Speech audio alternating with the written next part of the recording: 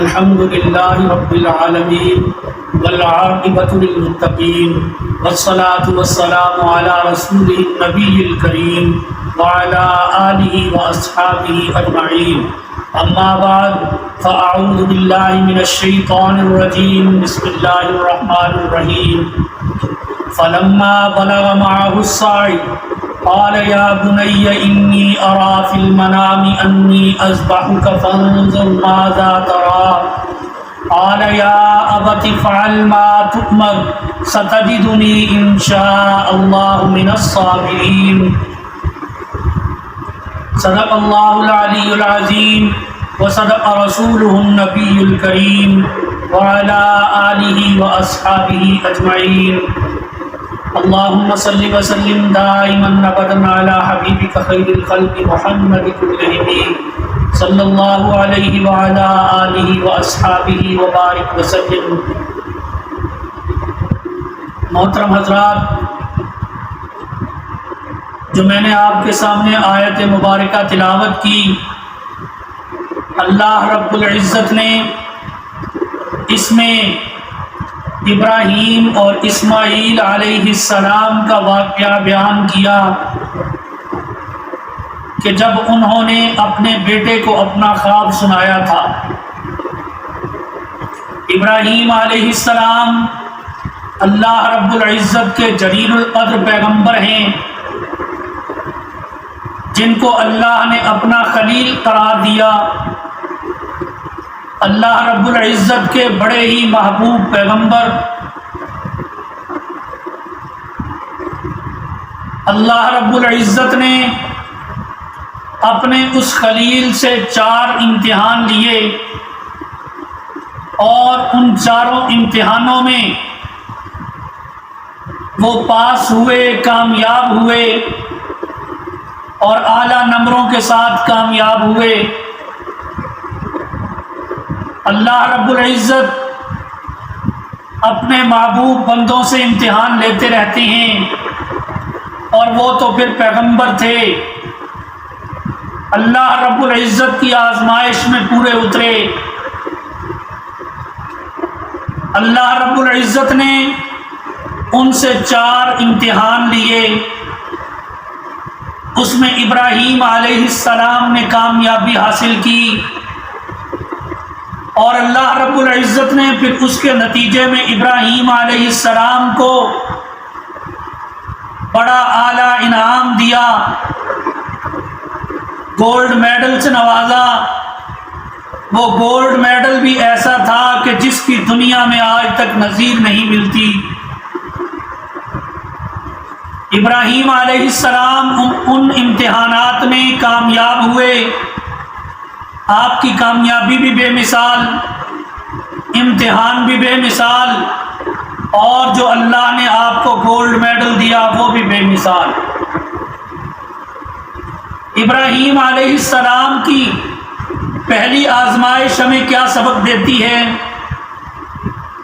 دوسری آزمائش ہمیں کیا سبق دیتی ہے، تیسری کیا سبق دیتی ہے، اور چوتھی آزمائش ہمیں کیا سبق دیتی ہے۔ ابراہیم علیہ السلام سے جو اللہ رب العزت نے پہلا امتحان لیا، یہ جو 4 امتحان ہیں مختصر الفاظ میں انشاءاللہ آپ کے سامنے ذکر کروں گا۔ کوئی لمبا چوڑا بیان نہیں ہوگا کہ پورے واقعہ آپ کے سامنے لائے جائیں۔ مختصر انداز میں آپ کے سامنے چند معروضات گوش گزار کروں گا انشاءاللہ۔ اللہ رب العزت سے دعا ہے کہ اللہ تعالیٰ صحیح بیان کرنے کی توفیق عطا فرمائے، اور اس کے بعد ہم سب کو اس پر عمل کرنے کی توفیق عطا فرمائے۔ پہلا امتحان جو ابراہیم علیہ السلام سے لیا وہ کیا تھا کہ ابراہیم علیہ السلام کو نمرود کے دربار میں لایا گیا۔ کیوں لایا گیا؟ کہ ساری قوم میلے پہ چلی گئی۔ جب ساری قوم اپنے میلے پہ گئی تو ابراہیم علیہ السلام ان کے رب واڑے میں داخل ہو گئے۔ جہاں ان کے بت پڑے ہوئے تھے جن کو وہ اپنا خدا مانتے تھے، اپنا رب مانتے تھے، اپنا حاجت روا، اپنا مشکل کشا مانتے تھے، ابراہیم علیہ السلام اس رب واڑے میں داخل ہوئے اور داخل ہو کر ان کے کسی رب کی ناک کاٹ دی، کسی کا کان کاٹ دیا، کسی کا پاؤں کاٹ دیا، کسی کا ہاتھ کاٹ دیا، اور وہ کلہاڑا جس سے کاٹا تھا اس کو سب سے بڑے بت کے کندھے پہ رکھ دیا۔ قوم واپس آئی، آ کر سب سے پہلے اپنے عبادت خانے میں گئی، اپنے اس رب واڑے میں گئی۔ جب وہ وہاں داخل ہوئے تو کیا دیکھتے ہیں کہ اس کے تو حالات ہی بڑے برے ہیں۔ وہاں تو تہس نہس ہوئی پڑی ہے۔ چنانچہ نمرود نے قوم سے پوچھا کہ یہ سب کچھ کس نے کیا؟ تو قوم نے کہا قالوا سمعنا فتى يذكرهم يقال له ابراہیم۔ وہ کہنے لگے کہ ہم نے سنا ہے کہ ایک نوجوان ہے جس کو لوگ ابراہیم کے نام سے پکارتے ہیں، یہ اسی کا کام ہے، یہ کام وہی نوجوان کر سکتا ہے۔ اور کریں یہاں پر قرآن میں لفظ آیا ہے فتن کا، فتن کا معنی ہوتا ہے نوجوان۔ مطلب یہ ہے کہ ایسے مشکل کام اور ایسے جگرے والے کام نوجوان ہی کر سکتے ہیں۔ فتن عربی میں ابھرتی ہوئی نوجوانی کو کہتے ہیں۔ بہرحال ابراہیم علیہ السلام کو شاہی دربار میں لایا گیا۔ نمرود نے پوچھا کہ ہمارے خداؤں کا بیڑا غرق کس نے کیا؟ تو ابراہیم علیہ السلام نے یہ نہیں کہا کہ میں نے نہیں کیا، بلکہ یہ فرمایا کہ جس کے کندھے پہ کلہاڑا ہے اسی سے پوچھو کہ اس کے چھوٹوں کے ناک کون کاٹ گیا، یہ کان کس نے کاٹا ہے، پاؤں کس نے توڑا ہے، بازو کس نے کاٹا ہے، یہ سب کچھ آپ کے سامنے ہے۔ اس بڑے سے پوچھو نا جو ان کا سردار ہے، جو آپ کا بڑا خدا ہے۔ اصل میں پیغمبر ان کی دماغ کی کھڑکیوں کو ہلانا چاہتے تھے۔ کہنے کو تو بہت کچھ کہہ سکتے تھے، لیکن جب یہ کہا ابراہیم علیہ السلام نے تو نمرود نے کہا کہ تم ہمیں بے وقوف بناتے ہو، ہمیں نہیں پتا کہ ہمارے خدا تو بول نہیں سکتے۔ جب اس نے یہ کہا تو پیغمبر ابراہیم علیہ السلام نے فرمایا، جس کو قرآن نے ان الفاظ میں ذکر کیا ہے، قال افتعبدون من دون اللہ ما لا ينفعکم شیئا ویضرکم اف لکم ولما تعبدون من دون اللہ۔ ابراہیم علیہ السلام نے ان سے کہا کہ تم اللہ کو چھوڑ کر ایسے معبودوں کی عبادت کرتے ہو جو نہ تو تمہیں کوئی نفع دے سکتے ہیں اور نہ نقصان دے سکتے ہیں۔ اف لکم، افسوس ہے تم پر، تف ہے تم پر کہ تم اللہ کو چھوڑ کر ان کی عبادت کرتے ہو۔ جب ابراہیم علیہ السلام نے یہ کہا تو بادشاہ نمرود لاجواب ہو گیا، غصے میں آ گیا، حکم دیا کہ چیخا کو جلایا جائے، ان کے لیے ایک چیخا تیار کی جائے، اس کو بھڑکایا جائے۔ چنانچہ 40 میل لمبی چوڑی چیخا جلائی گئی، اس میں آگ جب جوبن پہ آئی، آگ جب آسمان سے باتیں کرنے لگی تو حکم دیا کہ اس میں ابراہیم کو پھینک دیا جائے۔ اب ابراہیم علیہ السلام کو اس آگ میں پھینکا جا رہا ہے۔ یہ ابراہیم علیہ السلام کا پہلا پرچہ تھا، یہ پہلی آزمائش تھی، یہ پہلا امتحان تھا ابراہیم علیہ السلام کا۔ اللہ رب العزت دیکھ رہے ہیں کہ میرے نام پہ میرا ابراہیم اس آگ میں کود رہا ہے۔ یہ عشق کی انتہا تھی۔ اسی لیے تو اقبال نے کہا تھا بے قطر کود پڑا آتش نمرود میں عشق، عقل ہے محو تماشائے لبے بام ابھی۔ عقل کہتی تھی کہ تو جل جائے گا، عقل کہتی تھی تو راکھ ہو جائے گا، لیکن عشق کیا کہتا تھا کہ اس عشق کا فائدہ ہی کیا کہ جو اپنے محبوب پہ جان نہ لوٹا دے۔ ارے جس آگ میں جا رہا ہوں اس آگ کو جلانے کا حکم بھی تو اسی نے دینا ہے۔ چنانچہ جب ابراہیم علیہ السلام کو اس آگ میں پھینکا گیا تو قرآن کیا کہتا ہے؟ اللہ رب العزت نے فرمایا قلنا یا نار کونی بردا وسلاما علی ابراہیم، کہ اے آگ ٹھنڈی ہو جا ہمارے ابراہیم علیہ السلام پر۔ کیسی ٹھنڈی؟ برف جیسی ٹھنڈی بھی نہیں کہ ان کو سردی لگے، نقصان پہنچے، سردی سے تکلیف پہنچے۔ بردا وسلاما، ٹھنڈی ہو جا سلامتی والی کہ میرا ابراہیم اس میں سلامتی کے ساتھ سکون کے ساتھ رہے۔ چنانچہ یہ ابراہیم علیہ السلام کا پہلا امتحان تھا جس میں ابراہیم علیہ السلام نے کامیابی حاصل کی۔ پھر اللہ رب العزت نے ابراہیم علیہ السلام سے دوسرا امتحان لیا۔ ابراہیم علیہ السلام کے پاس اولاد نہیں ہے، اللہ سے اولاد مانگتی ہیں۔ پیغمبر رو رو کر اللہ سے دعائیں کرتا ہے رب ہب لی من الصالحین، اے اللہ مجھے نیک صالح اولاد عطا فرما، نیک صالح بیٹا عطا فرما۔ پیغمبر کی عمر 120 سال ہے، بیوی کی عمر 90 سال ہے۔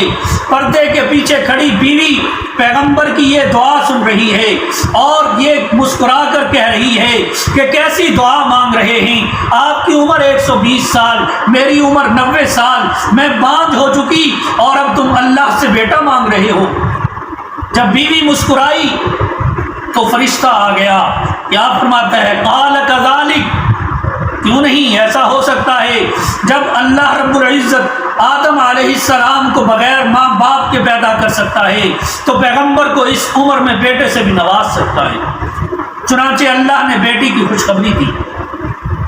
وہ بیٹا تھوڑا سا بڑا ہوا تو اللہ رب العزت نے حکم دیا کہ اپنے بیوی اور بچے کا ہاتھ پکڑ اور ان کو کعبہ کی بستی میں چھوڑ کر آ۔ قرآن کیا کہتا ہے؟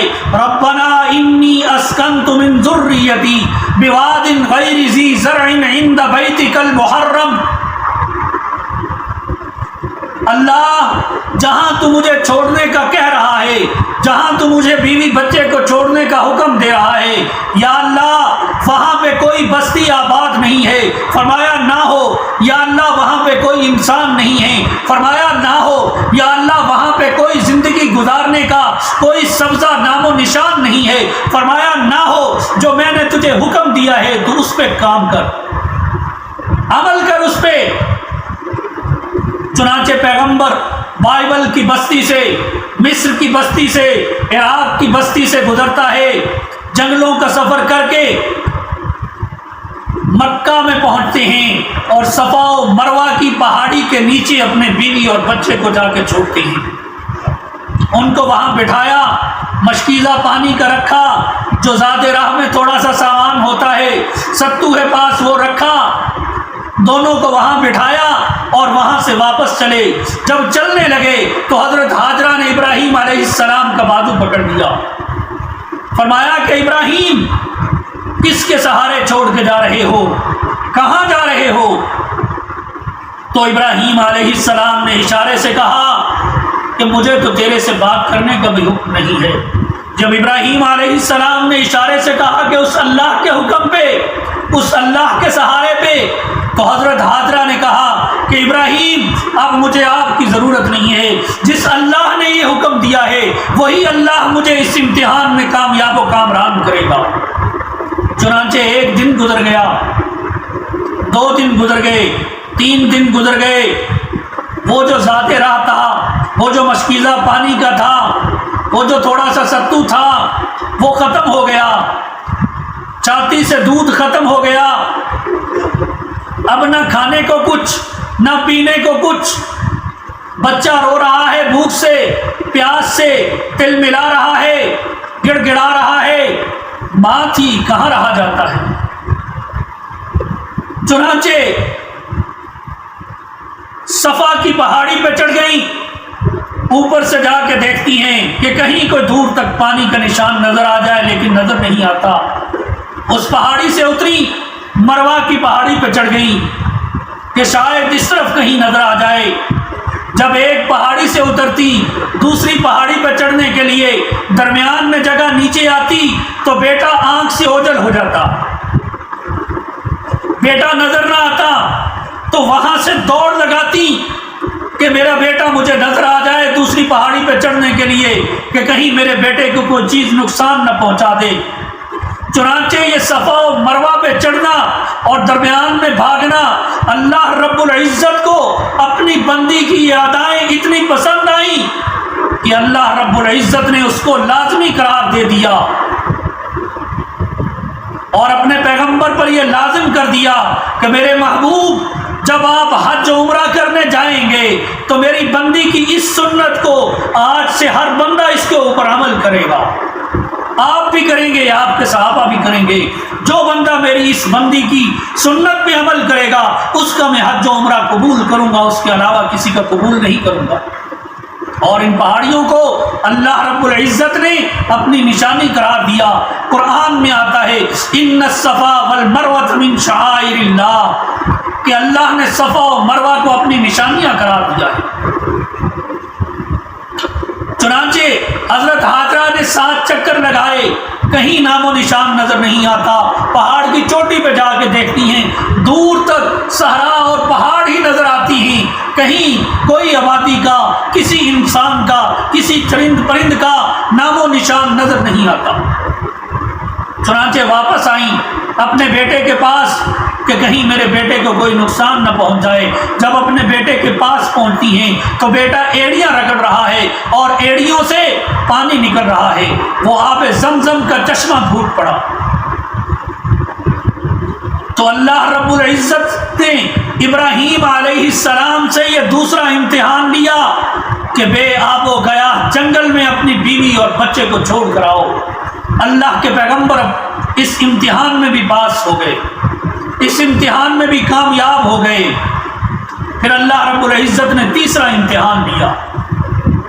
بچہ تھوڑا بڑا ہو گیا، چل پھر رہا ہے، کھیل کود رہا ہے، تھوڑا سا سمجھدار ہوا، تو اللہ رب العزت نے ابراہیم علیہ السلام کو حکم دیا کہ اپنے بیٹے کے گلے پہ چھری چڑھاؤ۔ چنانچہ ایک دن ابراہیم علیہ السلام نے اپنے بیٹے کو بلایا اور اپنے پاس بٹھایا اور اپنے بیٹے سے کہا، قرآن نے اس کا نقشہ اس طرح کھینچا ہے، فلما بلغ معه السعي قال يا بني اني ارى في المنام اني اذبحك فانظر ماذا ترى قال يا ابت افعل ما تؤمر ستجدني ان شاء الله من الصابرين۔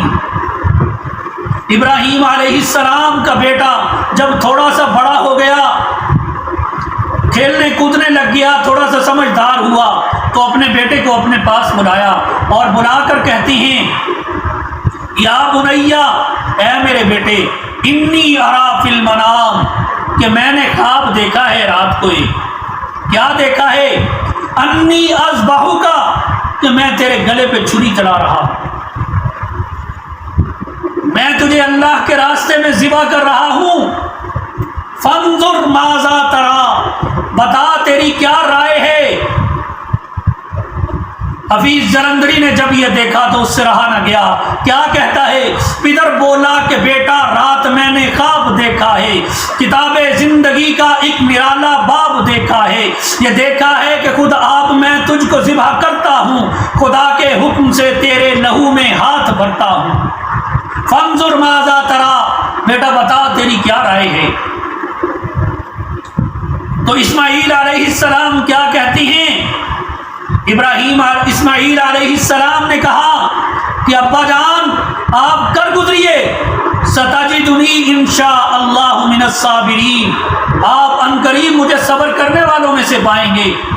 چنانچہ ابراہیم علیہ السلام نے اپنی بیوی سے کہا، انہوں نے بیٹے کو تیار کیا، قصہ مختصر، بیٹے کو نہلایا دھلایا، صاف کپڑے پہنائے، آنکھوں میں سرما لگایا، باپ نے بیٹے کا ہاتھ پکڑا اور لے کر چل پڑے، مقام نہر پہ پہنچے جہاں آج کل حاجی قربانیاں کرتی ہیں، اپنے بیٹے کو لٹایا، اس کے گلے پہ چھری رکھی، ادھر شیطان حضرت حاجرہ کے پاس پہنچ گیا اور کیا کہتا ہے، او اللہ کی بندی، او بلیے لوکے، کہاں بھیجا ہے بیٹے کو؟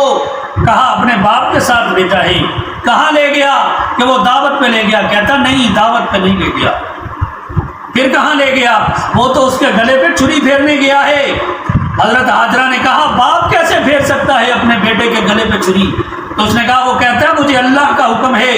تو حضرت حاجرہ نے کہا اگر اللہ کا حکم ہے پھر تو مجھے بھی ساتھ جانا چاہیے تھا، تاکہ میں اس کا ہاتھ پکڑتی، اس کے بازو پکڑتی، اس کے پاؤں پکڑتی، میں بھی اللہ کے امتحان میں کامیاب ہوتی، میرا شوہر اور میرا بیٹا بھی اللہ کے امتحان میں کامیاب ہو گئے۔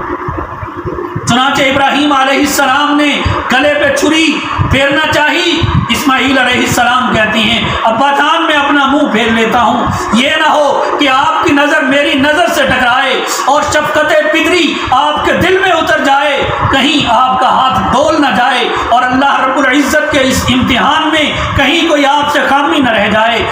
اسماعیل علیہ السلام نے اپنا منہ پھیرا، ابراہیم علیہ السلام چھری چلاتی ہیں، چھری چلتی نہیں، تیز کرتی ہیں پتھر پہ، چھری چلاتی ہیں، چھری نہیں چلتی، غصے میں آ کر اس چھری کو پھینکتی ہیں کہ اے چھری تیرا کام کاٹنا ہے، تو چل کیوں نہیں؟ تو علماء نے لکھا ہے کہ چھری اپنے زبان حال سے بولتی ہے کہ ابراہیم میں جلیل کی مانوں یا خلیل کی مانوں؟ خلیل کہتا ہے کاٹنا ہے، جلیل کہتا ہے نہیں کاٹنا، میں کس کی مانوں؟ چنانچہ ابراہیم علیہ السلام نے اپنا گھٹنا اوپر رکھ کے زور سے چھری کو چلایا، آنکھیں بند کر کے چھری چل گئی، جب آنکھیں کھولی تو آگے مینڈا ذبح ہوا پڑا ہے، اسماعیل علیہ السلام ایک طرف بیٹھے ہوئے ہیں۔ تو اللہ رب العزت نے کیا فرمایا؟ فلما اسلما وتلہ للجبین، بس انہوں نے تو میرے حکم کو مان لیا اور اس کے اوپر انہوں نے عمل کر دیا۔